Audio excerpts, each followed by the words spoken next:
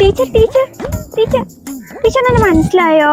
Teacher എന്നെ maths പഠിപ്പിച്ചിട്ടുണ്ട്, രേഷ്മ. ഓ 2006. അതെ, ബാക്ക് ബെഞ്ച് സ്റ്റുഡന്റ് ആണല്ലേ? അയ്യോ തന്നെ കണ്ടിട്ട് മനസ്സിലേ ആവുന്നില്ലടോ. എടോ ഞാൻ തന്നെ എത്ര പിച്ചിട്ടുണ്ട്, എത്ര ഞാൻ ചുവരിലും കൂടി തല്ലിയിട്ടുണ്ട്. നീ താനതൊക്കെ ഓർമ്മിക്കുന്നുണ്ടോ? ഓ എനിക്ക് എല്ലാം ഓർമ്മയുണ്ട് ടീച്ചർ. എന്റെ ടീച്ചർ ഒന്ന് പറയായിരുന്നു, ഞാൻ നന്നായി പഠിച്ചില്ലെങ്കിൽ വല്ല കാള വയ്ക്കാനും പോകുന്നു. ഫോട്ടോ ഞാൻ പഠിപ്പിച്ച ആരും താഴോട്ട് പോകരുത്, എല്ലാവരും ഉയരങ്ങളിൽ എത്തണം. അതുകൊണ്ടാണ് എന്നാലല്ലോ എന്റെ ടീച്ചറാണെങ്കിൽ ഞാൻ പഠിപ്പിച്ച കുട്ടികളാണെന്ന് നമുക്ക് അഭിമാനിക്കാൻ പറ്റുള്ളൂ. അതൊക്കെ കാര്യമാക്കണ്ട കേട്ടോ. താനൊക്കെ നല്ല എത്താൻ വേണ്ടി ഞാൻ അങ്ങനെയൊക്കെ പറഞ്ഞത് കേട്ടോ. അറിയായിരുന്നു ടീച്ചർ. താനെന്താ ഇവിടെ? ഞാൻ എന്താ ഓ ചെന്നീട് കാണാൻ വന്നാണോ?